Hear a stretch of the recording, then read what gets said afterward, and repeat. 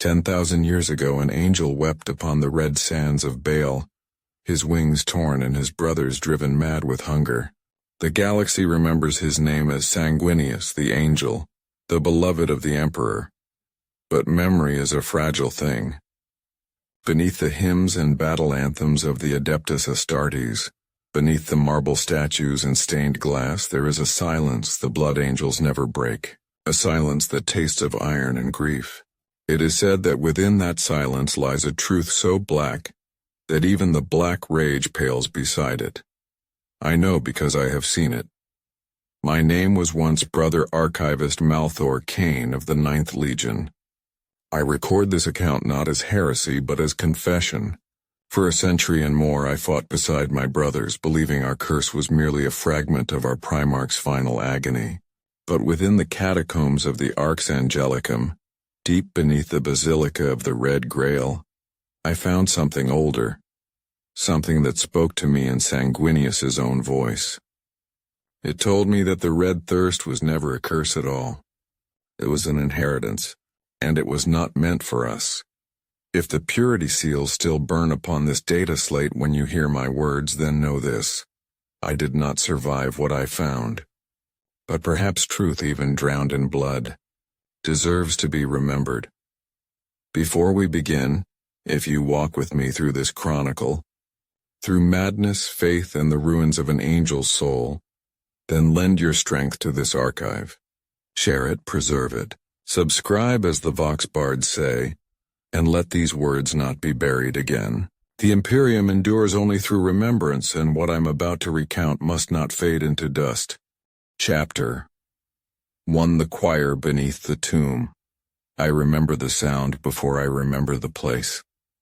It was not a hymn, nor the solemn cadence of a chaplain's litanies. It was softer, distant, like a memory trying to take form. The echo of voices rising from beneath the Arx Angelicum, where the stones themselves seemed to hum with an old sorrow. I had served a century in the 9th Legion, yet never had I been permitted to walk the lower catacombs. Only the Sanguinary Guard, and those whose duties bound them to the Red Grail, were given sanction. But sanction is a fragile thing when weighed against curiosity, and my curiosity had become a wound that would not close. It began when I was ordered to restore a corrupted data slate recovered from Baal Secundus, its memory cores burned and salted by radiation. The file was marked Liturgical Prohibition, Choir of the Crimson Veil. I thought it a clerical fragment, perhaps an old order related to the sanguinary priests. But when I decrypted it, what I found was a series of coordinates and an attached Vox recording. A single voice whispering a refrain in Old Baalite. We remember the blood that sang before the angel. That line refused to leave me. Even as I served in the librarium, copying catechisms for the chapter serfs, I would find myself mouthing the words like prayer. Perhaps that is why, when the call to join the Honor Guard's audit of the lower vaults came, I volunteered without hesitation. The captain thought it zeal. He was not wrong. We entered the catacombs through a gate carved with the winged sigil of Sanguinius himself. The air was colder than I expected, and the reek of sanctified incense could not mask the metallic tang that clung to everything. Every wall was a mosaic of ossified names, the honored dead sealed into the architecture itself. Each step echoed through centuries. I could hear the thrum of ancient generators far below, the mechanical heartbeat of the tomb.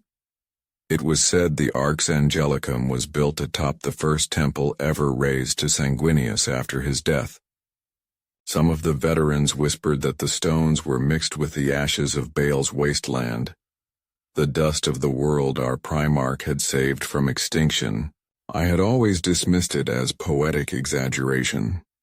But as I descended, as the light of the surface dimmed and the walls began to pulse faintly with crimson light from embedded lumen veins, I began to wonder if the exaggeration was truth diluted to protect the sane. At the 6th tier down, the honor guard stopped. Brother Captain Elior raised a hand. the gold of his armor glimmering faintly in the dim. "This vault is closed," he said, the vox in his helm lowering his voice to something that vibrated in the ribs. "Only the Grail-bearers proceed beyond this point." The others obeyed. But as they turned to leave, I lingered, pretending to recheck my auspex. And when their footfalls faded, I stepped beyond the line of their light. My pulse thudded in my temples as I followed the faint sound that had haunted my dreams, the whisper of a choir. The corridors twisted like veins. Runes in Old Terran, perhaps even Proto-Gothic, lined the walls. Some were prayers to the angel, others, older, their meaning lost or deliberately erased. When I reached a chamber shaped like an inverted dome, I stopped breathing. The sound was here, real, alive. Dozens of figures knelt around a pit filled with liquid crimson light. They were hooded, robed in crimson and white, their voices rising in harmonic dissonance, and within that pit floated something that should not have existed. It was blood, but alive. It shimmered, pulsed as though listening. I did not call out. I knew instinctively that sound, any intrusion, would break something fragile. I watched as one of the robed figures raised a chalice of black glass, dipped it into the pool and drank. When he did, his body convulsed, but not in pain. His face tilted upward, rapture etched in every line. Then the voices stopped. The silence that followed was absolute. And then, as one, they turned toward me. "Brother Kane," one of them said, his voice like dry parchment tearing. "You should not be here." There was no aggression in their tone. Only pity. That unsettled me more than anger would have. The robed figure nearest me lifted his hood. I recognized him immediately. Apothecary Luthiel, senior sanguinary priest of the Ninth. His face was pale, his eyes lined with the exhaustion of centuries. My throat was dry. "Forgive me, Father Luthiel." I heard voices. I thought perhaps there was intrusion. He studied me, unmoving. The bloodlight reflected in his eyes, making him look less like a man than a statue of living marble. "There is intrusion," he said at last, "but not from without." I did not understand. He gestured for me to step closer. Against every instinct, I obeyed. The air near the pool was thick, ionized, almost electric. I could taste iron on my tongue, feel heat radiating from the liquid even though it shimmered like glass. When I looked down into it, I saw movement, faces blurred and ancient, whispering just below the surface. "What is this?" I asked. Luthiel's expression did not change. "This is remembrance," he said softly. "The blood of our father preserved beyond death. It holds fragments of what he was, dreams, echoes, burdens." I stared, breath caught between awe and revulsion. "His blood still lives?" He inclined his head. "Life and death are words for lesser beings, Brother Kane. Sanguinius transcended them both." The choir began again, slower this time, their voices layered in impossible harmony. The sound vibrated in my bones. I realized it was not sung with throats but with something deeper, perhaps the very gene seed that bound them all. "You have seen what no mortal, no unordained brother should see," Luthiel said. "The knowledge alone carries its own curse. Yet perhaps it was meant. The blood calls who it wills." I tore my gaze from the pit. "Why would it call me?" He smiled faintly. "Perhaps because you still doubt." Doubt. The word struck harder than accusation. I had doubted many things, our curse, the Emperor's will, even the notion of redemption. But I had never spoken it aloud. Luthiel turned his gaze to the pool. "Do you hear it, Brother Kane? The song beneath the song." I listened. Beneath the choral tones was something else, quieter yet infinitely more profound. It was weeping, and within that weeping, a whisper. "Malthor. My name." I stumbled back. bile rising in my throat. That voice is the echo of your father's heart, Luthiel finished. You understand now why this must remain hidden. Were the chapter to know the full nature of what flows within them. He let the thought die there. I already knew what he meant: madness, heresy, damnation. But even as terror settled into my chest, curiosity flared stronger. You said remembrance? Of what? He did not answer. Instead, he turned and began to ascend the steps leading from the chamber. Follow if you wish to learn. But understand, once seen, some truths will never release you. I followed. Of course I did. And as the choir's song faded behind us, I realized it had changed. It was no longer mourning, it was anticipation. The stair wound upward through a shaft of living stone. The air so dense with incense that each breath felt like drinking smoke. Every few meters, iron candles burned in wall sconces, their flames fed by faint blue promethium. They threw fractured shadows across carvings of wings, swords, and bleeding suns. My footfalls echoed like blasphemy. Luthiel said nothing for a long time. His gait was slow but certain, his robes whispering against the steps. The deeper we climbed, the stronger the vibration underfoot became, like the heartbeat of some enormous creature. I realized it was not the machinery of the Arx Angelicum at all. It was the blood song below, resonating through the stone. We emerged into a hall I had only ever seen from the upper galleries during feasts of remembrance, the Archive of Sins. Here the chapter kept records deemed too dangerous for the general librarian: gene deviation logs, astropathic warnings, sealed battle data from the age of apostasy. The chamber was circular, its walls lined with vaults sealed by purity seals so thick that the wax alone could have formed a barricade. At the center stood a plinth of dark marble. Upon it a sarcophagus no larger than a man's chest. Golden script traced its edges in a language I did not know. I could feel heat radiating from it, though no fire burned nearby. This, Luthiel said, is the first reliquary. It holds the vessel that carried our father's blood from Terra back to Baal. He looked at me. Do you understand the weight of that? I nodded slowly. It carried divinity. It carried hunger. The correction cut through me like a blade. He reached out, his fingers brushing the surface of the reliquary. Sanguinius was pure. But even purity can conceal design. When the Emperor made him, he used something older than gene seed, something that remembers thirst. I frowned. You speak in riddles. I speak as plainly as I am allowed. He stepped aside, gesturing for me to approach. Touch it, and see what we guard. Every instinct screamed at me not to, but my hand rose as if commanded by another will. My fingers brushed the stone. For a heartbeat, nothing. Then light, red and gold, flooding my vision. I saw Baal before the Imperium came. The sky burned with radiation storms. The tribes fought beneath it, scavenging what little clean water remained. Among them a figure walked, pale, winged, his eyes luminous. They knelt to him not in worship but in terror, for wherever his blood touched the sand, the ground drank deep, and from it rose things half man, half angel. Twisted, beautiful, starved. I tore my hand away, gasping. The world snapped back into focus. Luthiel's eyes were on me, calm and knowing. You have seen the first truth, he said.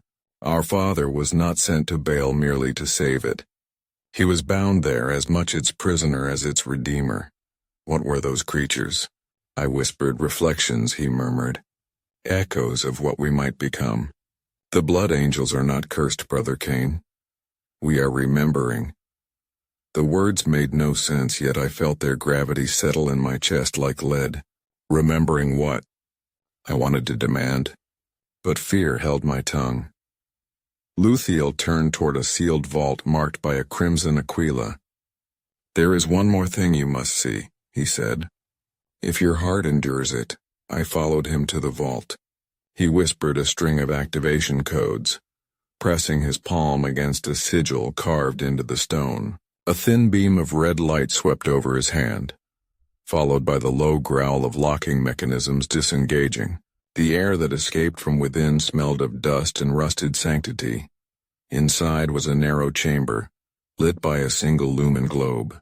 In its center hung a suspended crystal vial, no larger than a man's finger, filled with dark liquid that shimmered faintly with golden motes. "The last drop," Luthiel said. "The blood that never mingled with the Grail, untainted, untouched since Terra." My voice trembled despite the augmetics reinforcing my lungs. "Why keep it hidden?" He turned his gaze upon me, heavy with something between sorrow and fear. "Because it dreams. And when it dreams, it calls." The vial trembled faintly, not from vibration but from something internal.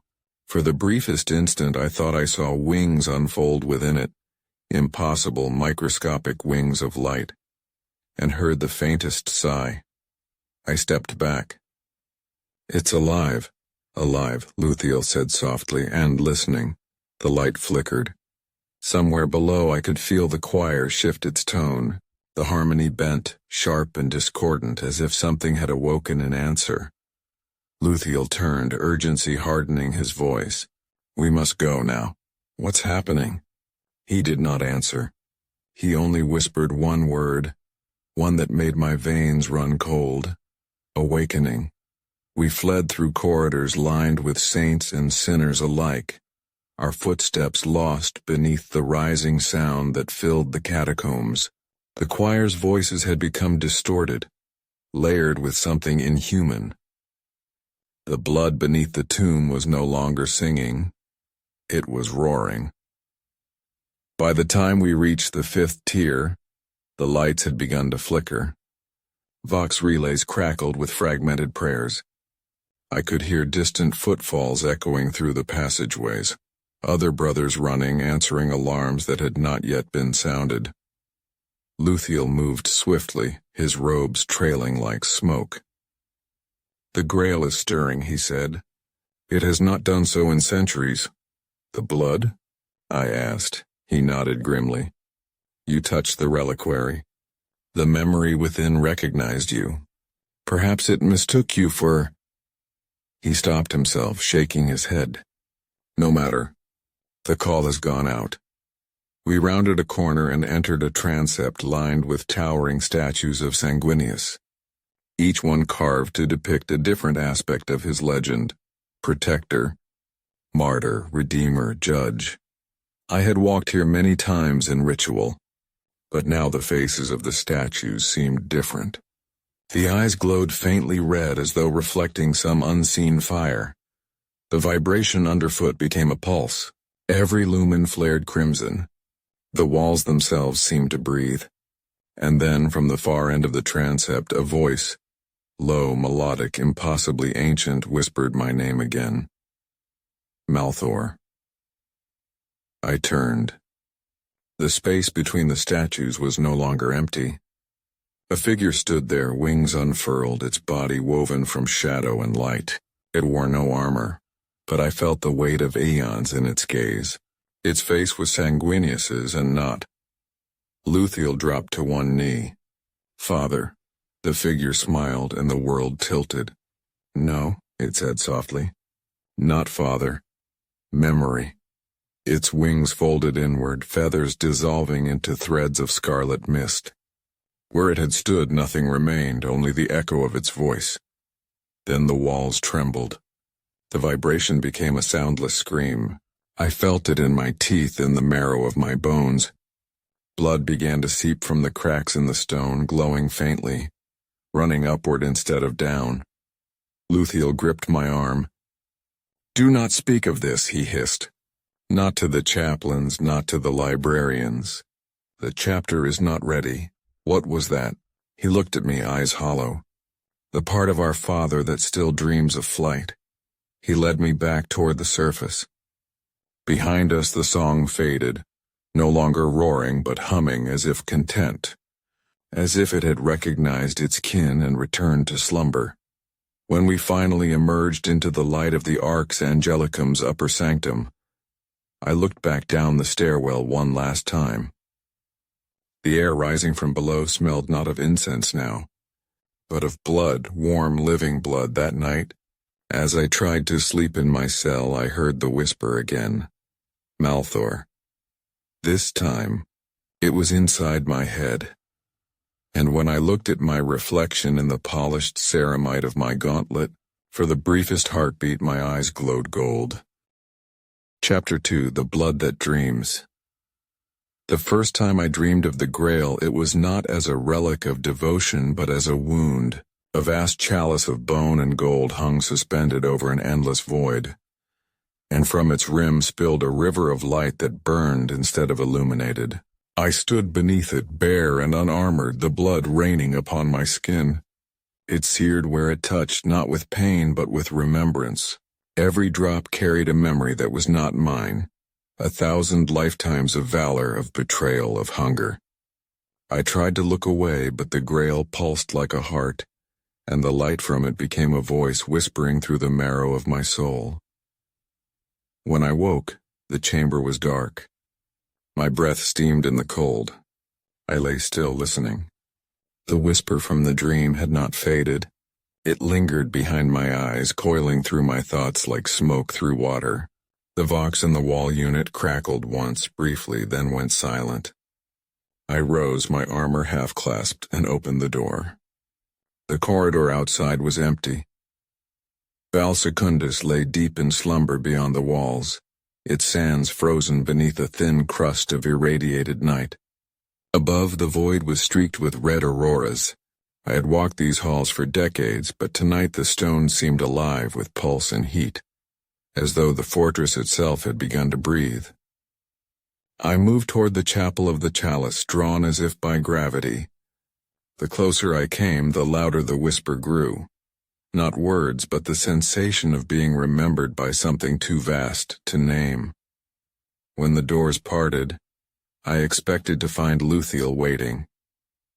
Instead, I was alone. The Grail sat upon its pedestal at the far end of the chamber, encased in stasis fields that shimmered like glass frozen mid-wave. Its surface seemed to ripple faintly, reacting to my presence. My hearts quickened. I took one step closer, then another. The whisper sharpened, resolving into a single sound, a heartbeat vast and slow, resonating through the stones. My breath caught. I realized it was echoing my own. Without thought, I reached out. My fingers brushed the edge of the field, and it yielded. A shock of warmth surged up my arm.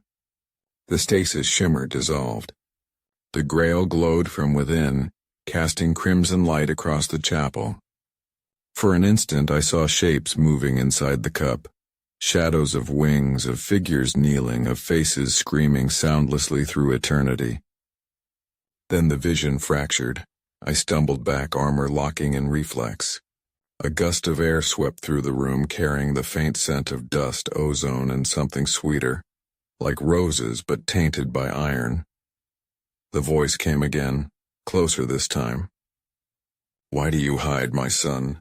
I spun toward the sound. No one stood there. Only the Grail, its surface still pulsing faintly.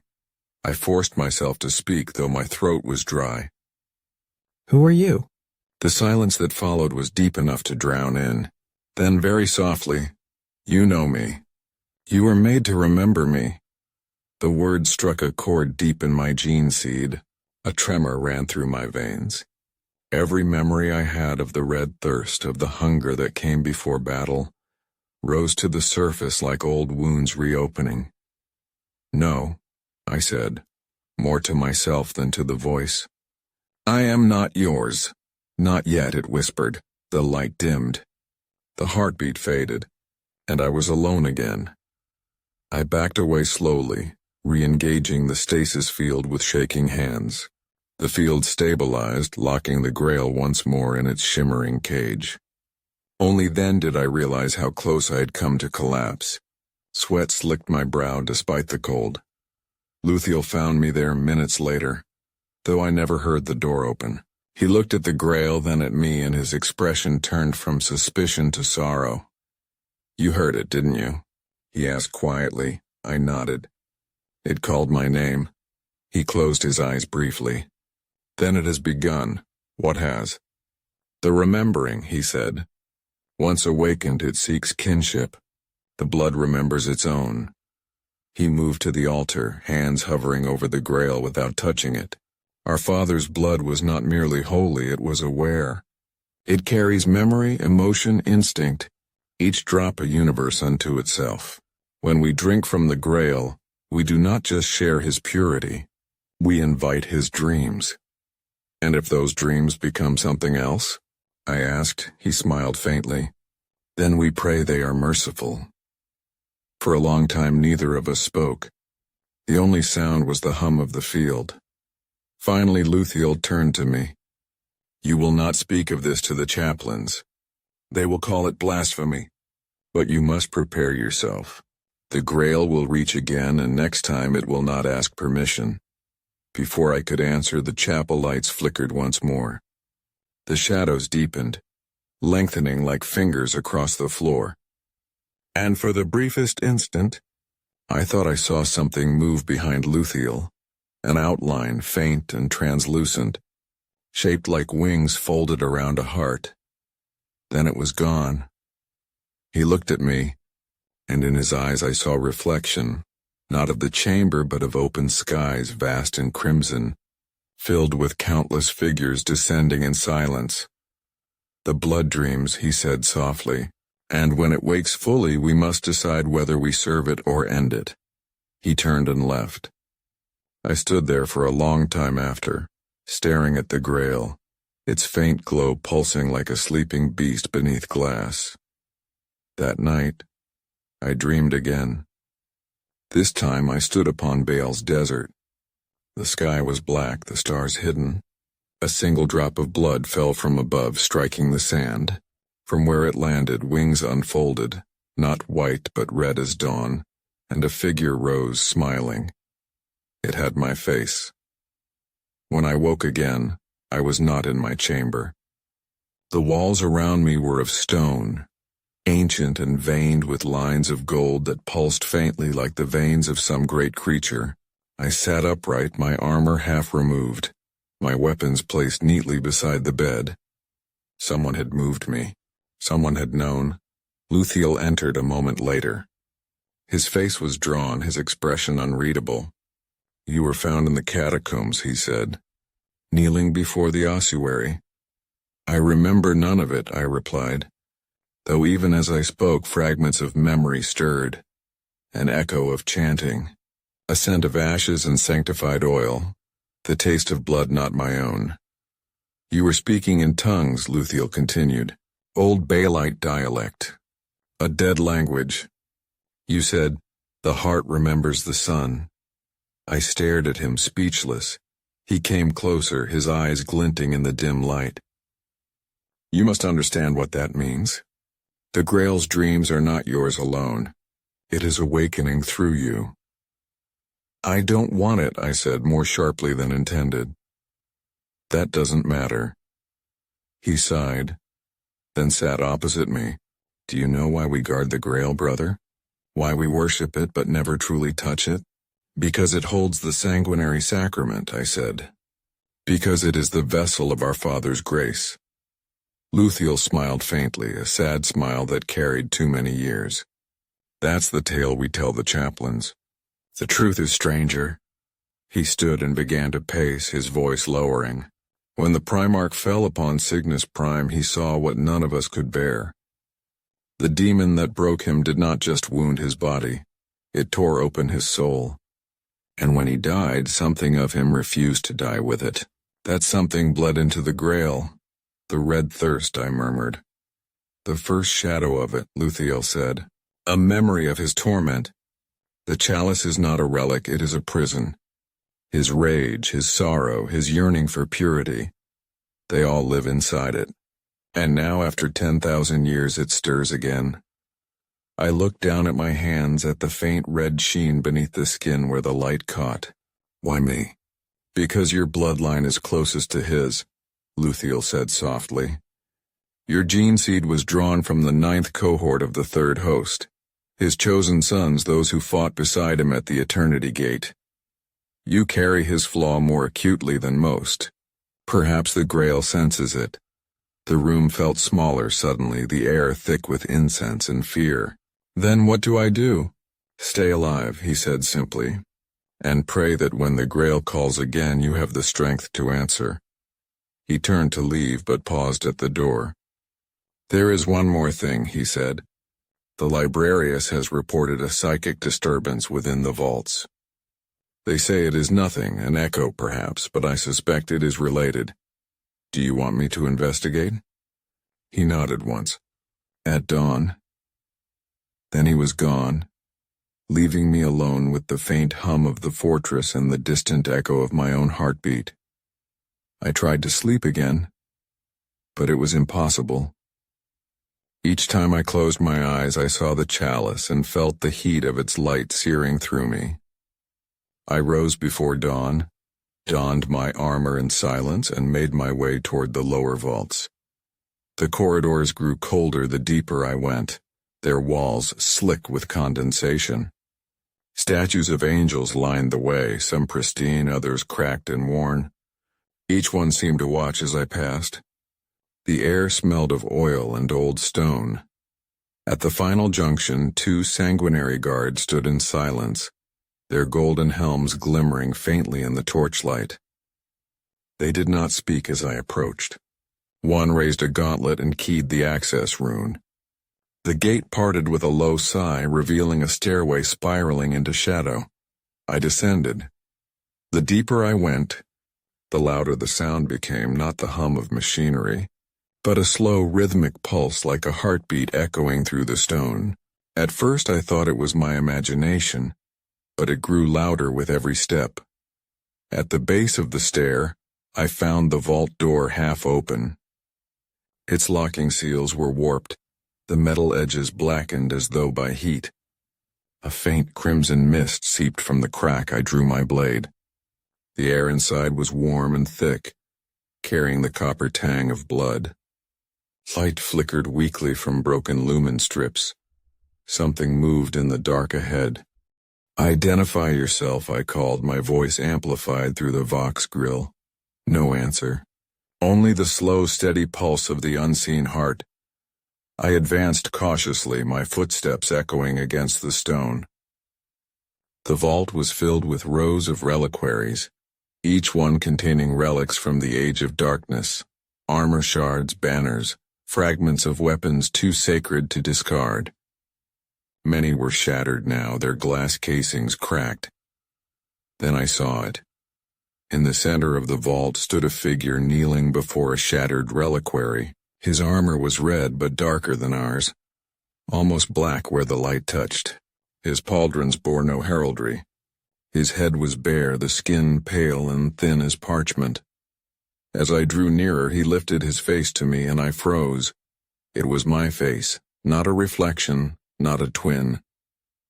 My features perfectly mirrored, though older, drawn, and hollow-eyed. He smiled faintly. You came. I tightened my grip on the sword. Who are you? He rose slowly. I am what the blood remembers.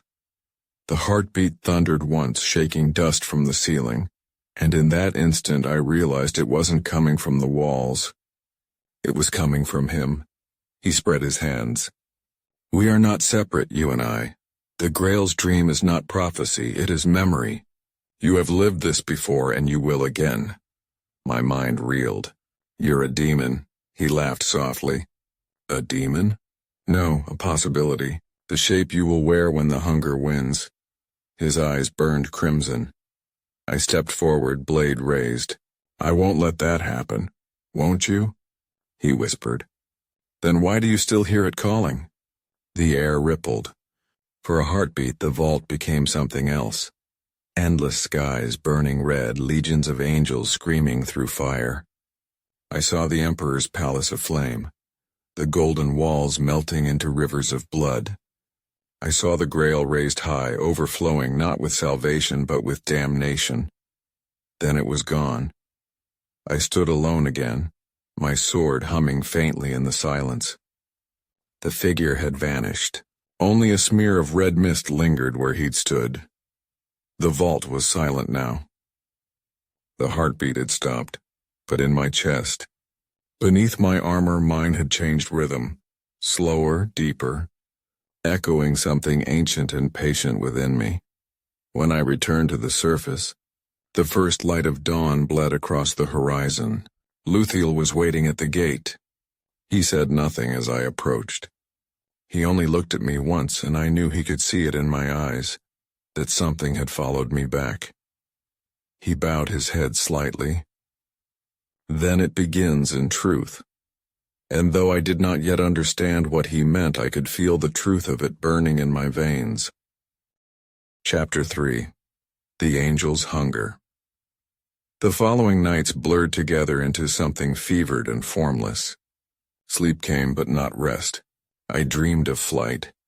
Wings tearing through black skies, feathers of ash scattering across deserts of bone.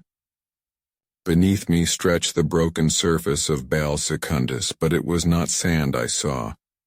It was a sea of blood, roiling and endless, reflecting the stars like open eyes. Every time I tried to rise above it, something pulled me down. 1,000 voices whispered my name, each one carrying the same terrible reverence. When I woke, the taste of iron lingered on my tongue. I began to avoid the chapel of the chalice. Even passing near its sealed doors made the veins in my wrists ache, as if the blood itself strained toward something unseen. I threw myself into duty instead. Weapons drills, patrol rotations, purity rites, anything that drowned out the whispering. But it always found its way back. In the hum of the reactors, in the echo of marching boots. In the silence between heartbeats, Luthiel tried to speak with me, but I pushed him away. The more I felt the Grail's pull, the less I trusted my own voice. Sometimes I caught my reflection in the armor's surface and didn't recognize it. My eyes, once a clear crimson, had deepened into a darker hue, the color of old wounds.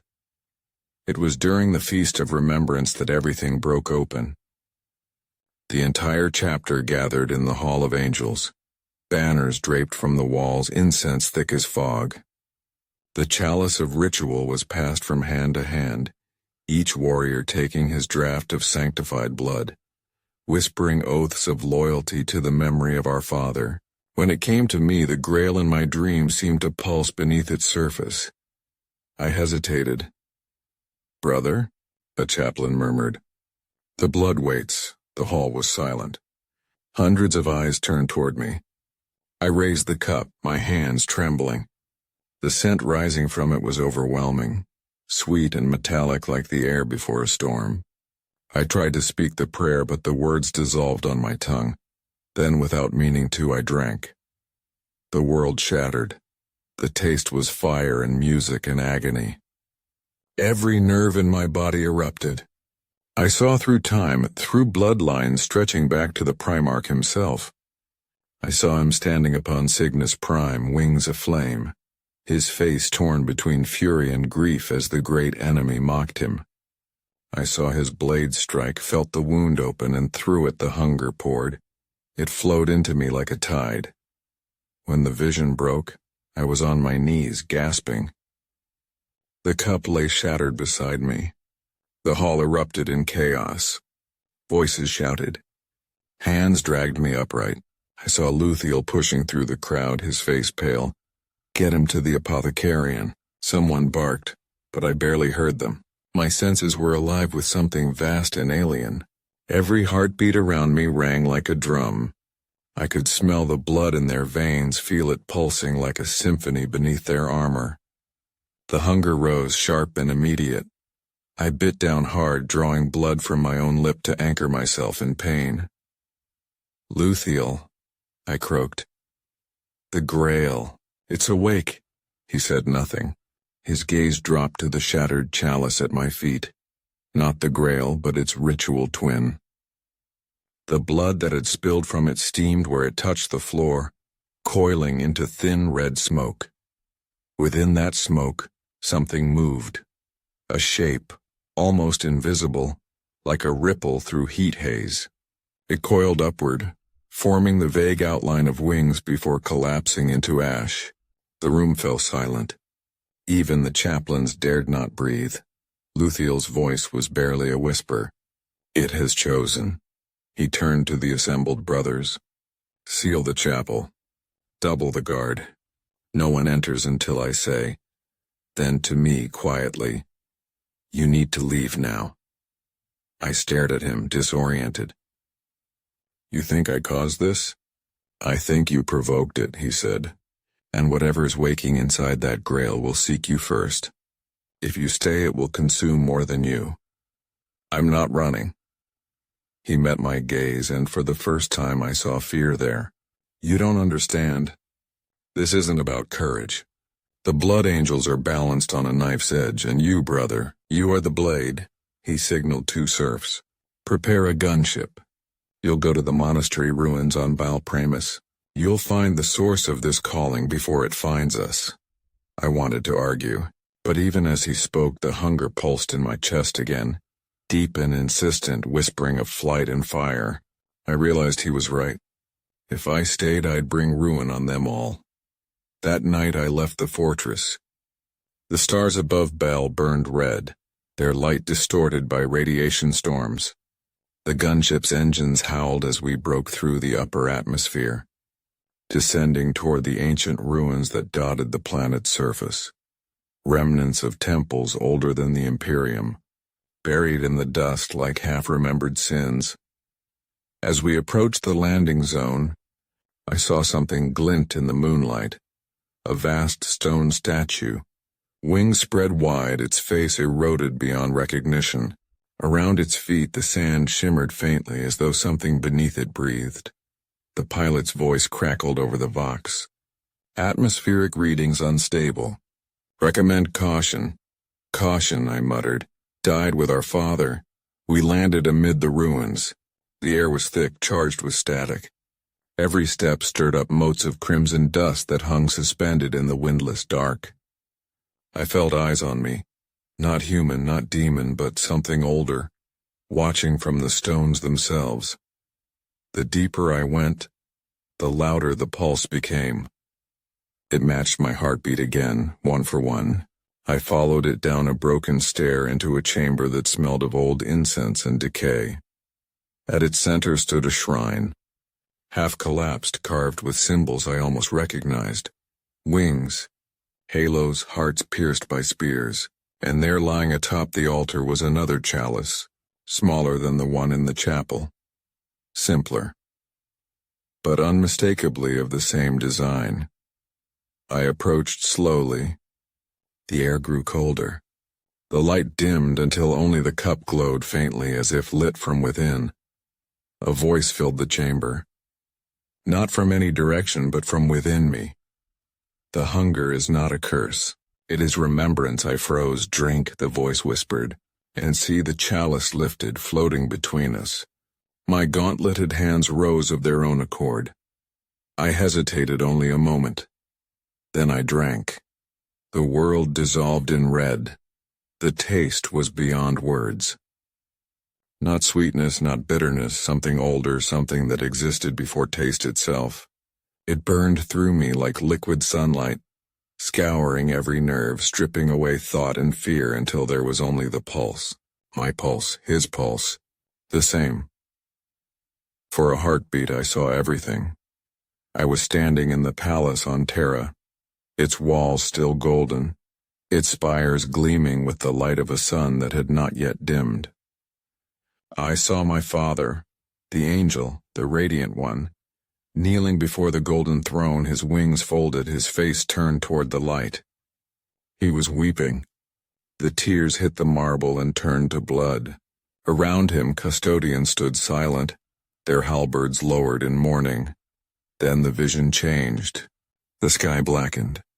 The throne room was empty. I saw him again, but not as I remembered. His wings were gone, torn away. His armor was shattered. His skin pale as wax. The light of the Emperor no longer touched him. He reached toward the throne not in devotion but in hunger, and when he turned his face toward me, I realized it was my own. The world convulsed. The vision shattered. I fell to my knees, gasping. The chalice lay empty before me, glowing faintly in the red gloom. My hands shook. The voice still echoed inside my skull. Now you see, the hunger is the echo of divinity denied. No, I whispered. It's corruption. A flaw. Flaw. The voice murmured. He gave everything to the throne, even his perfection. What remains in us is not flaw, it is what was cast aside. The spark the Emperor could not consume. I staggered to my feet, rage and terror warring inside me. You're lying. He was purity incarnate. The air trembled. The shadows bent. Then why do you dream of him in chains? The ground cracked beneath me. A wave of heat rolled outward, and I saw shapes forming in the dust. Winged figures, twisted mockeries of angels, their armor blackened, their eyes burning with sorrow. They circled me slowly, whispering my name in voices that were almost kind. One reached out a hand. Its skin was the color of scorched gold. "Do you not feel it, brother?" it asked. "The ache of the empty sky? The silence where his song once was?" I backed away, blade half drawn. "You are not my brother. We are what your brothers will become," it said softly. When the hunger no longer hides behind prayer, the others began to weep. The sound filled the chamber, 1,000 mourning hymns rising into a dirge that shook the stones. I fell to my knees, covering my ears, but the sound came from within. "Drink again," the voice urged. "Drink and remember." The chalice lifted once more, blood forming in it from nothing. I felt my will crumble. Part of me wanted it, needed it. To understand. To end the ache. But another part, the soldier, the sun, remembered Luthiel's words. "Pray they are merciful." With a roar, I swung my blade and shattered the chalice. The scream that followed wasn't mine. The air turned white hot. The chamber walls split open. Red light poured from every crack, and within that light I saw a shape unfold. Vast, winged, beautiful, and terrible. The same figure from my dreams, the mirror of my own face. Eyes burning with celestial fire. It looked down upon me, and when it spoke, the words were carved into the marrow of my bones. "You cannot destroy what you are. I am not you," I whispered. It smiled, and the smile broke my heart. "You will be." Then the light exploded. When I came to, I was lying in the sand outside the ruins. The gunship was gone. The stars above were dim, their light sickly and red.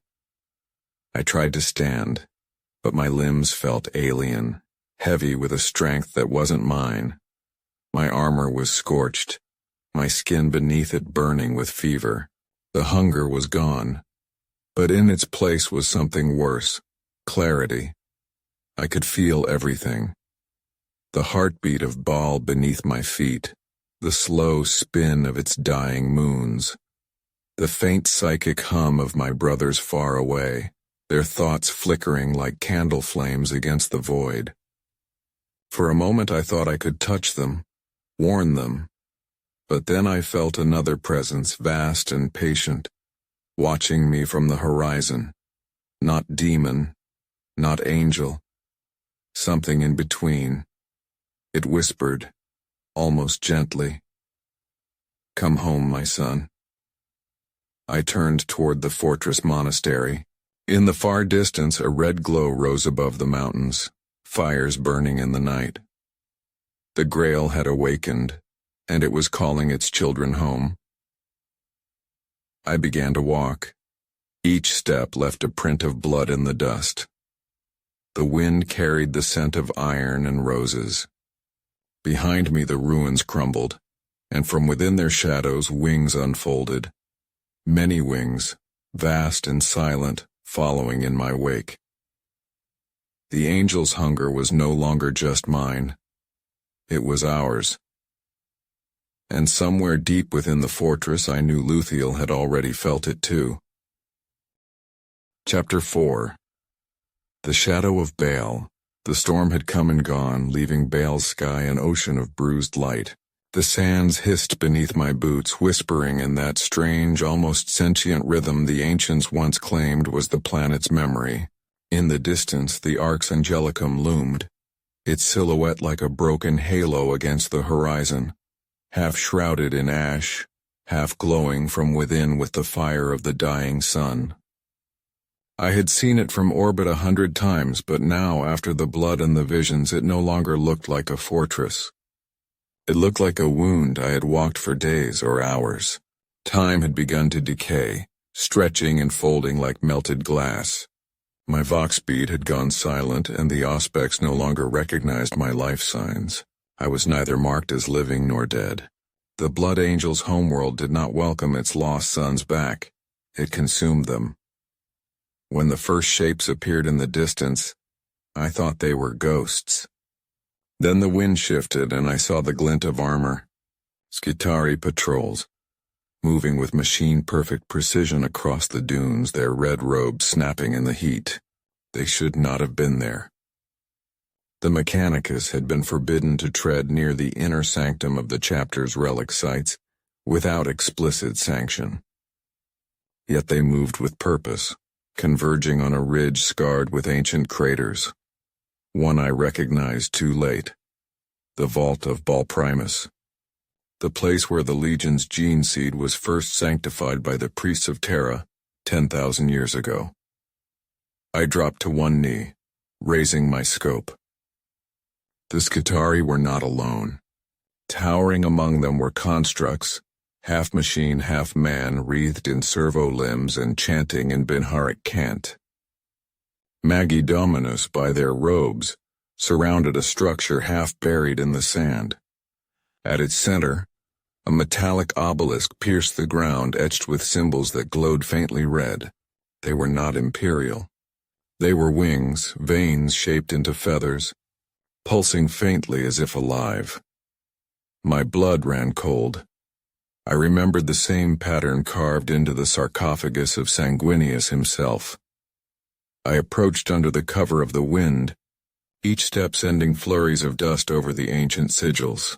The Magi were speaking aloud now, their voices filtered through vox grills, guttural and discordant. They were not reciting Mechanicus liturgy. The words had a rhythm more akin to chant, older than the binary hymns of Mars. The blood remembers, one intoned. The design persists. The angel was template, not terminus. I froze. Template. Another voice, higher, synthetic, replied. Genetic perfection, imperfectly grafted. Sub-design incomplete. Pattern reclaims progeny. They were talking about the Primarch, about Sanguinius. A pulse rolled through the ground, subtle but unmistakable. The obelisk shivered, light racing up its length like veins awakening. The Skitarii staggered, their machine voices flickering in distress. The Magi only laughed, arms raised to the sky. Reactivation sequence complete, one cried. Let Baal remember its first dawn. The sand exploded outward. A shock wave threw me to the ground. Static filled my vox, then cleared just enough to reveal screaming, mechanical and human alike. I raised my head. Where the obelisk had stood, there was now a chasm deep and luminous, glowing with red light that pulsed like a heartbeat. From within, something moved. I saw the shape only for a second before the glare blinded me. A vast skeletal form, its wings of bone and metal unfurling, its eyes burning like twin suns. It was not alive in any way I understood. It was memory given form. I heard it speak, not in words but in a thought that pierced every layer of my being. The blood remembers, the father forgets. Then the light faded and the thing collapsed, crumbling into dust that drifted across the ridge like smoke. The Magi were gone. Some vaporized, others crawling mindlessly, their augmetics hissing and melting. I stumbled to my feet and approached the crater's edge. At the bottom lay a single object, a shard of the obelisk still glowing faintly. I picked it up and my armor's auto-senses screamed warnings: radiation, psychic resonance, genetic contamination. The shard pulsed once, and my mind filled with images, not visions, memories. Baal before the Imperium. A world of red skies and winged creatures, beings of light descending not from ships but from the heavens themselves, their blood seeding the sands, their bones turning to crystal. The people who lived there worshipped them as angels long before the Emperor found Sanguinius. And when the Primarch fell to Baal, the planet recognized him. The genetic resonance wasn't coincidence. It was inheritance. He wasn't sent to Baal by fate or warp anomaly. He was called. I dropped the shard, my breath ragged, heart hammering. The wind carried the taste of ash and iron. I turned toward the Arx Angelicum again, its spires now alive with flickering red light. The hunger inside me stirred, answering something unseen, the blood of the planet itself. If the Mechanicus had awoken one vault, there would be others. The choir beneath the tomb was only the beginning, and I finally understood the meaning of the angel's whisper. The blood remembers. It was not a curse. It was a signal. By the time I reached the outskirts of the Arx Angelicum, the sky had turned the color of old blood. Baal's twin moons hung low and swollen, their light diffused through a haze that shimmered like vaporized iron. The desert wind carried not sand now, but ash. Ash that glowed faintly red as it settled on my armor. It clung to the imperial aquila on my chest plate, and for a moment I imagined it pulsing, as if the symbol itself was breathing. The fortress was no longer silent. From deep within its stone belly came a sound like chanting, low, rhythmic, and inhumanly synchronized. It reverberated through the ground, each note striking my bones like a hammer. The gate stood open, the massive adamantium doors split down the center, as though forced apart by something immense from within. I moved through the ruins of the outer sanctum, past statues of the angel whose eyes seemed to follow me. The once proud marble colonnades were cracked, the frescoes blackened by fire. But amid the decay I saw something stranger. Thin trails of liquid, glowing faintly crimson, seeping from the walls like veins. They pulsed softly in time with the chanting below. The fortress was bleeding. I passed beneath the broken Aquila arch and descended the inner stair, following the sound. The air grew colder, denser. The stone underfoot turned slick, and soon I realized I was walking through blood. Not pooled, not spilled, but flowing, thin and continuous, running in rivulets down toward the lower sanctum. My armor's filters struggled to keep the taste from my mouth, but it found its way through nonetheless. It was familiar. It was holy. The chapel of the Red Grail lay ahead. I had entered it 100 times as a brother, to kneel in devotion, to pray for restraint before battle. Now it was unrecognizable. The reliquaries were open, their sacred vials drained. The murals that once depicted Sanguinius's martyrdom now rippled and shifted, the paint itself alive, forming and reforming his face in endless variations, each one subtly wrong. The wings were always darker, the eyes always hollow. In the center of the chamber stood Luthiel. His armor was unpainted, its surface the dull color of exposed ceramite. His bare head was bowed, his long hair matted with blood. Around him knelt a circle of sanguinary priests, their robes soaked crimson. They chanted softly, blades in their hands, cutting lines into their palms and letting the blood fall into a shallow basin between them. He looked up when I entered, and the movement silenced the choir. "You've come home," he said. "I found the vault," I answered. My voice sounded strange, too heavy, almost echoing. The Mechanicus woke something. "A memory?" Luthiel nodded slowly. "Yes, they always return when the blood stirs. What are you doing?" I demanded, my hand hovering near my bolter. He smiled faintly, not cruelly, but with infinite weariness. What our father began. What the Emperor forbade us to finish. The priest rose as one, stepping back. The basin before them shimmered. It was filled not with blood, but with light, a thick liquid radiance that burned the eyes to look upon. Within it I saw shapes forming, wings, bones, faces. Do you know why Bel called him? Luthiel asked quietly. Why of all worlds this cursed desert of death and radiation drew down an angel from the heavens? I shook my head. Because it remembered him, he whispered.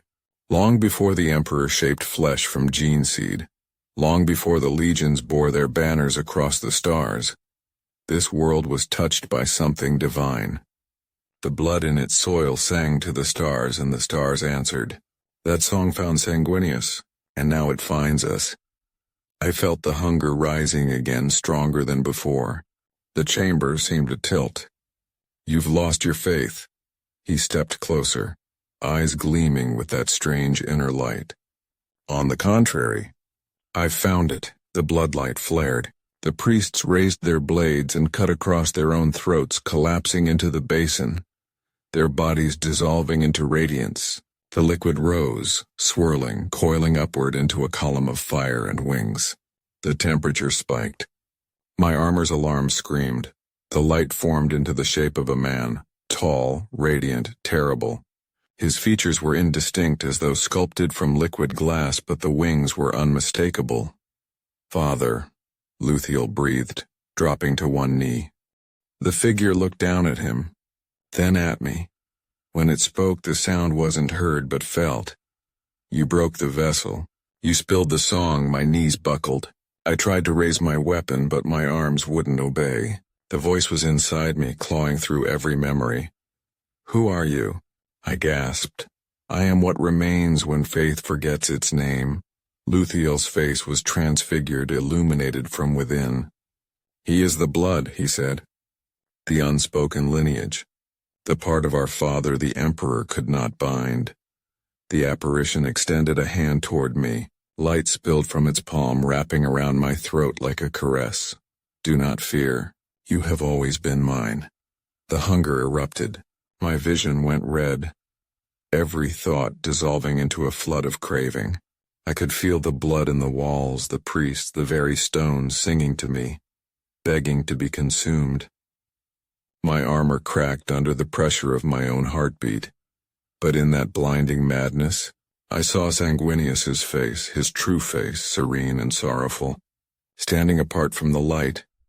And I remembered his last words on Terra, spoken before Horus struck the fatal blow. There is no redemption in hunger. With the last shreds of will, I tore free from the light's grasp and plunged my blade into the basin. The explosion was silent, pure white. The chamber vanished. When the world returned, I was lying among ruins. The chapel was gone, reduced to blackened stone. The bodies of the priests were ash. Luthiel was nowhere to be found. Only one thing remained. The basin, cracked and empty. At its center, the blood had congealed into a single crimson feather, still warm to the touch. As I picked it up, a whisper curled through the air. The song is not ended. Son of the angel, it only changes its key. Above me, the fortress trembled, while itself seemed to groan deep and ancient. The light from the horizon pulsed once more, like a heart beginning to beat again. The planet was waking up. I carried the crimson feather with me as I stumbled from the ruins of the chapel. The walls of the Arx Angelicum trembled as if they were alive, dust falling in slow shimmering cascades from the vaulted ceilings. Outside, the sky was no longer the dull red of Baal's twilight. It was alive with veins of black lightning, each strike cutting across the firmament like cracks in reality. The twin moons had darkened, their surfaces crawling with impossible shadows that seemed to move of their own accord. I passed through a hall that had once been sacred, a memorial corridor lined with the sarcophagi of fallen heroes. Their names were etched into gold plates. Heroes of the Blood Angels Legion, warriors of the Great Crusade and the Heresy alike. But now the names shimmered, fading and reappearing as though rewritten by unseen hands. The air was thick with the smell of burnt incense and something else, something metallic and wrong, like oxidized blood. I stopped at the sarcophagus of Brother Captain Arkin, a name I knew well.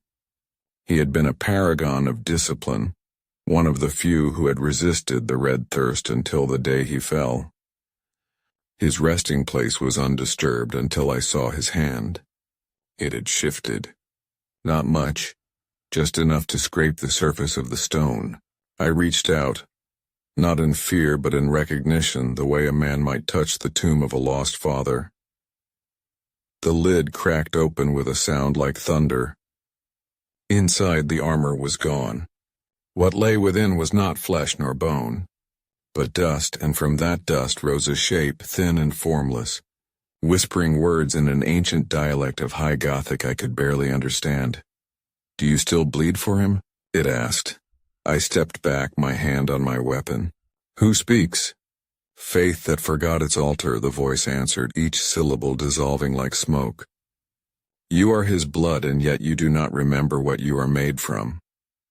It wasn't one voice, it was many, layered and echoing, as if the entire hall were speaking through the bones of the dead.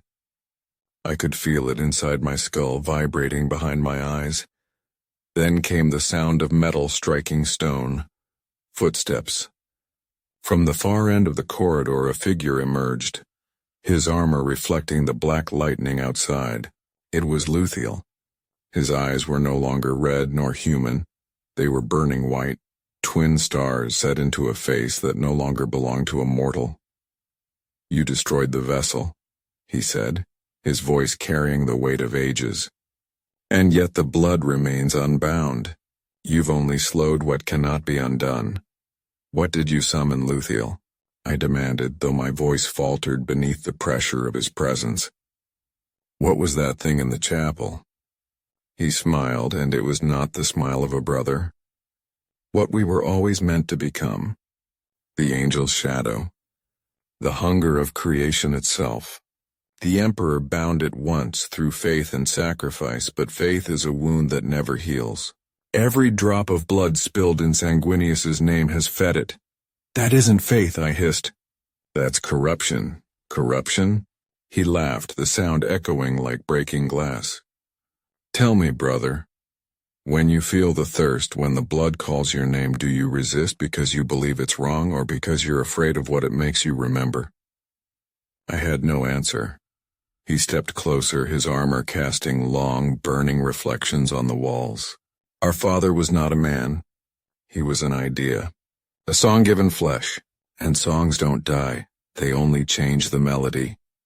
The feather in my hand pulsed once, bright enough to burn my skin. I dropped it, and it floated in the air between us, spinning slowly. Luthiel's gaze followed it like a predator watching prey. "He marked you," he whispered. "You felt it too, didn't you?" The warmth beneath the horror. The promise. "It isn't damnation, it's ascension." "No," I said quietly. "It's the same lie that damned Horus." He frowned as if the name pained him. "You think this is rebellion?" "No, this is revelation." Then the ground shook. The fortress groaned, and from deep within its foundation came a roar that sounded less like a beast and more like the planet itself crying out. Luthiel's expression darkened. "She wakes," he said. "The mother of our blood." The stones of the corridor split. From the cracks, blood began to rise, not flow but rise, defying gravity, curling in spirals toward the ceiling. I could hear whispers inside the sound, voices of the fallen, of brothers lost to madness and war. Luthiel extended his hand toward me. "Come, brother.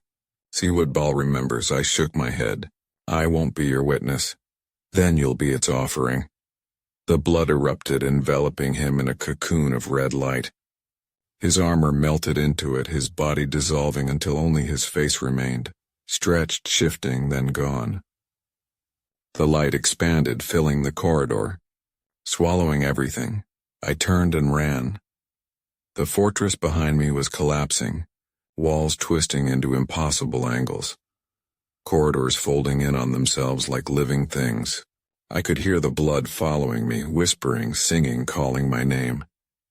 I burst through a shattered gate into the open air and fell to my knees. The horizon had changed. The desert of Baal was no longer barren. Rivers of light cut through the wasteland, forming veins that pulsed with life or something like it. The sky had torn open, revealing not stars but vast wings of crimson stretching across the void. And from the heart of that light, a voice rose, not Luthiel's, not the angels, but something older. The blood remembers, the blood calls. I clutched the cracked feather, its warmth fading, and whispered a single prayer. For you, Father, for the angel. The light swallowed the world. Chapter 4: The Blood That Dreams. When I woke, the world was silent. Not the silence of peace, but the kind that follows devastation. The vacuum left after a scream so loud it deafens the soul. The red sands of Baal stretched in all directions, untouched by wind or motion, frozen in unnatural stillness. My armor was scorched and half melted, its power core flickering like a dying heart. Every movement sent a shriek of pain through my nerves, but pain was the only thing that convinced me I was still alive. The sky was wrong. The twin moons were gone, replaced by a single vast orb of crimson light that pulsed softly, like the rhythmic beat of a sleeping giant. I could feel its pull on me, not just gravitational but spiritual. My veins thrummed in time with it, the rhythm aligning with my heartbeat until I could no longer tell where my blood ended and the planet began. I tried to reach for my Vox, but the device was dead. Only static answered, a soft hiss that almost sounded like breathing. I looked down at my hands, and they were slick with dried blood, though I didn't remember being wounded. When I flexed my fingers, the stains seemed to move on their own, crawling faintly toward my wrist before settling again. That's when I heard it. A whisper. Distant, faint, and yet perfectly clear, as if spoken directly into my mind. Do you remember the first drop you spilled? I froze. The voice was neither Luthiel's nor the angel's. It was older, colder, patient in the way a predator is patient. I looked around, but there was no one. The whisper continued, weaving through the silence like smoke. You call it the curse. You call it the thirst, but it was a gift before it was a hunger. Do you remember the taste? No, I said aloud, my voice cracking. I am not yours. The wind returned then, a soft, wet breeze carrying the scent of iron and burnt incense. I turned toward the horizon, and there, rising from the red sands, was something impossible, a tower of bone. It spiraled upward like a vertebrae of a god, its surface engraved with symbols that pulsed faintly with light. Around its base, the sands flowed inward, forming slow-moving rivers of blood that vanished into the ground. I felt it pulling me, not with force but with memory. Every step I took toward it felt inevitable, as though I had walked this path before. At the tower's base I found a door, or something like one. A circular aperture that opened as I approached, the bone shifting like muscle. The air that escaped was warm, humid and thick with the scent of life. I stepped through, and the world outside fell away. Inside there was no stone, no metal, only flesh. The walls were made of pulsing tissue, glowing faintly with red light. Veins ran along the surface like rivers beneath skin, and every few seconds the entire structure seemed to exhale as though it were breathing. I moved deeper, my boots sinking into the living floor. There were sounds here, faint murmurs, heartbeats, and the soft hum of 1,000 whispers layered on top of each other. I realized I could understand fragments of them. Father, mercy, blood remembers. Then, in the deepest chamber, I found it. A throne of bone and sinew, upon which sat a figure I had never seen before but somehow knew. He was not armored, yet he was terrible to behold. His skin was pale as unlit marble, his eyes black and endless. Great wings of raw muscle and exposed tendon hung limply at his sides, their feathers long gone. He looked like something half-formed, caught between life and legend. "You found me," he said. His voice was soft, almost human. "I was wondering which of you would answer the call." "Who are you?" I asked, though the answer was already forming in my mind like an infection. He smiled. "I am what your father could not bear to be." The chamber pulsed, veins tightening, and I saw things in the walls, faces pressing outward from beneath the flesh, mouths opening soundlessly before dissolving back into the structure. "The blood angels were never meant to be perfect," he continued. "We are the Emperor's failed attempt at divinity. He wanted loyalty. He created hunger, and in hunger we found freedom." I shook my head. "You speak blasphemy." He tilted his head. "Do I, or do I speak memory? What is your curse but faith inverted? You drink blood to feel closer to your father's grace, but what if grace was never what he offered?" He rose from the throne and the ground quaked beneath his feet. "Do you not feel it? The galaxy trembles with the echoes of your kind. Every drop spilled in devotion calls me back." "I don't believe you," I said, but my voice was hollow. He stepped closer and the air grew heavy with the scent of ozone and copper. "Belief was never required. You were made to remember me even if it took 10,000 years." He raised a hand and my armor responded before I could resist. The joints locked, servos hissed, and I fell to my knees. "Look," he said, gesturing toward the wall. The flesh parted, revealing a vision, not of Baal but of Terra. I saw the golden throne flickering and dim, the Emperor's form still and silent, and beyond him, 1,000 souls burning like candles in the warp, feeding a machine of faith that had long since forgotten its purpose. "This is the cost of denial," the figure whispered. "A God who cannot die and sons who cannot live." I felt the blood in my veins burning now, turning to fire. The hunger surged within me, stronger than ever before, a voice that demanded release. "Fight it," I told myself.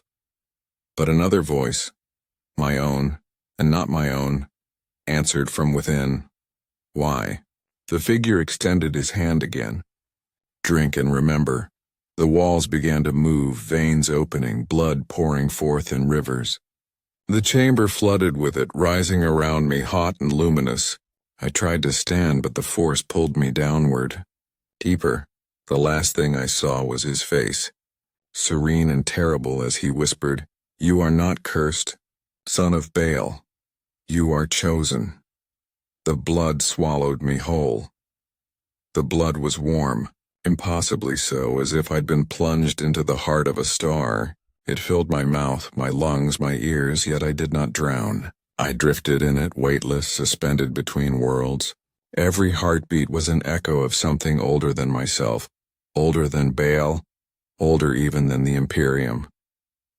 The current carried whispers.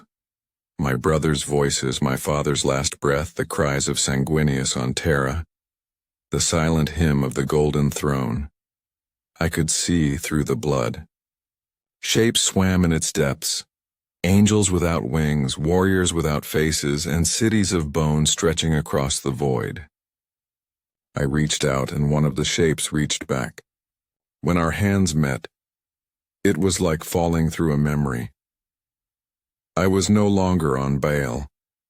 I was standing on a barren plain beneath a black sky, the stars hidden behind a lattice of crimson light. Before me stretched an army of figures clad in blood-red armor, their helms removed, their faces gaunt and hollow-eyed. They were the blood angels, but not as I had known them.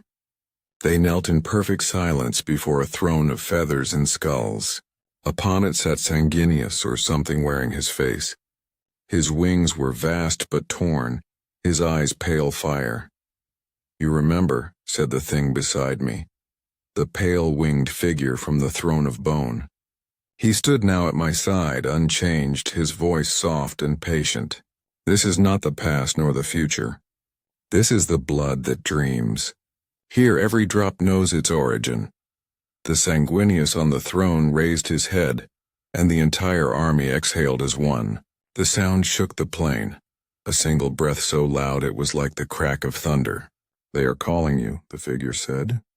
Even now as you resist them, they pray to the angel for salvation. They feed him with their devotion, and in that devotion they awaken me. I don't believe this, I said, though my voice was small. You don't have to. You are here, and that is enough. The throne dissolved. The vision changed. Now I stood in the ruins of Terra during the siege, the sky a burning maelstrom of black ships and dying light. I saw the Emperor on his golden throne, his eyes closed, his power bleeding away like a wounded sun. In the shadows behind him I saw wings, not his but another's, folded like a predator's, waiting for the right moment. Do you see? The figure whispered. He cannot hold forever. The faith of 1,000,000 worlds feeds him, but even faith is blood, and all blood returns to me. I clenched my fists. Why show me this?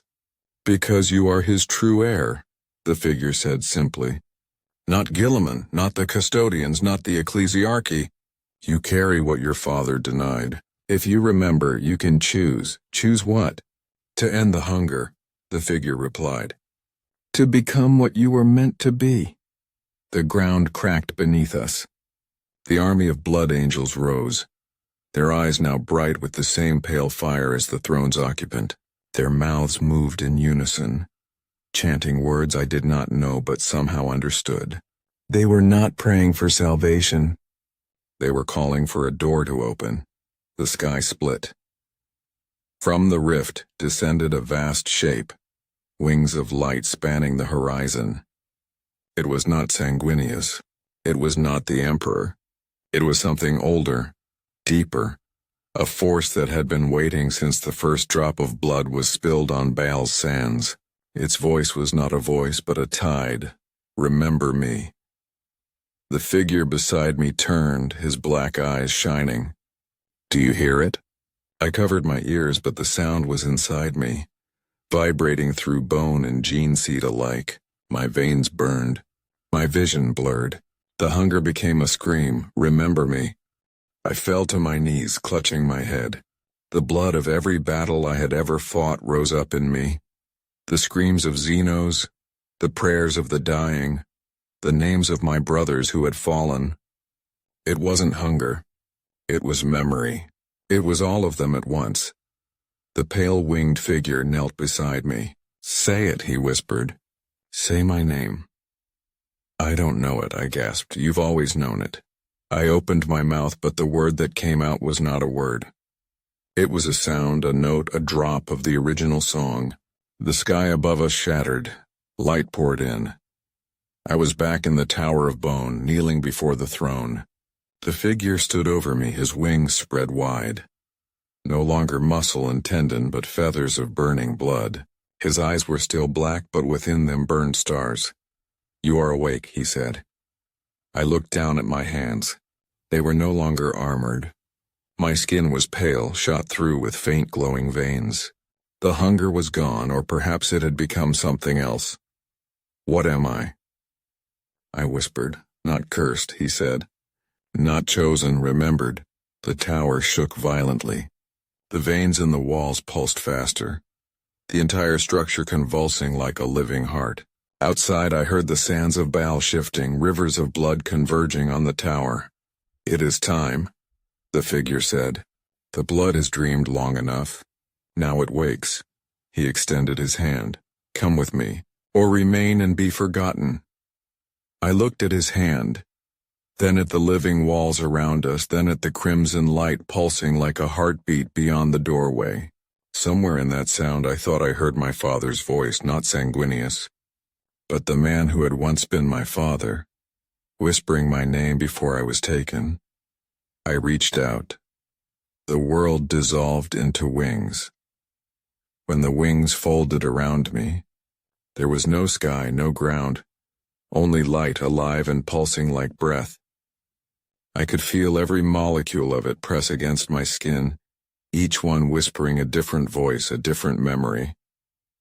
Some were my brothers, some were strangers, and some were so ancient I could not begin to understand their language, only their sorrow. I was falling, yet there was no sensation of movement. The light carried me through visions, worlds, battles, and moments that could not possibly all belong to one lifetime. I saw Bel before the scourge, its deserts turned to oceans, its skies filled with the glimmer of ancient craft. I saw Sanguinius walking its surface not as a warrior, but as a pilgrim, barefoot and silent, his wings folded against the rising sun. I saw him stop by a pool of still water, kneel and press his hand to the surface, and the water turned red. The vision shifted. I saw Terra, not in its glory but in its ruin. The golden throne was quiet, its machine spirits dim and flickering. Custodians knelt in prayer, their armor dimmed, their faith worn thin. And behind the throne, in the shadows, something vast stirred, a shape like wings, like veins, like the echo of a god that had never been born. You see it now, the voice said, the same one that had followed me since the tower. Everything built upon his dream was already bleeding before he sat upon that throne. You call it salvation, but all of it, is blood dreaming of being divine. I tried to speak, but my throat was full of that same light. My words came out as a thought instead. Why me? Why now? The voice laughed softly. It was not cruel. It was tired. Because you still question. You still see what others will not. Every brother who succumbs to the red thirst gives in to memory, but you resisted. You held on to reason even as you drowned. You are the bridge between the angel's grace and the beast's hunger. That is why you must remember. The light thinned. Shapes began to form again, the interior of the tower, though changed. Its walls no longer pulsed with flesh but were solid crystal, facets catching the dim light of the red sun. The throne was gone. The figure was gone. Only a pool of blood remained where it had stood perfectly still, its surface mirroring the ceiling above. I stepped closer. In that reflection, I saw myself, not as I was, but as I had become. My armor gleamed like liquid gold streaked with red. My eyes were not human anymore. They shimmered faintly, twin embers burning with the same light I'd seen in him. I could feel the hunger still, but it no longer clawed at me. It waited, patient, calm. It was part of me now, not my enemy. From somewhere far above, thunder rolled. Not the sound of war, but something older. The pulse of the planet itself echoing in time with my heartbeat. The tower trembled. Cracks raced up its sides and light poured through them. I knew what it meant. The dream was ending. But before it did, I felt one last whisper.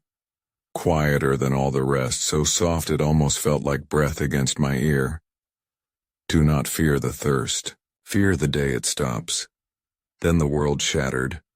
I was back on Baal's surface, lying in the sand beneath the broken sky. The red sun was gone, replaced once more by the twin moons. My armor was whole again, though marked with faint lines that glowed like veins of molten gold. Around me lay the wreckage of the Manufactorum, the bodies of my brothers, the smell of promethium and death. For a long time, I did not move. When I finally stood, I realized the static in my vox was gone. A voice crackled through, Captain Luthiel, faint but alive. This is Squad Icarial, report. Is anyone still breathing? I pressed a finger to my helm. I am, I said. My voice was steady, colder than I remembered. But I am not the same. There was silence, then a faint sigh of relief. Then the Emperor protects, Luthiel said. I looked toward the horizon where the wind swept red dust into the air like blood mist. Perhaps, I whispered. Or perhaps he dreams. And in that moment I understood.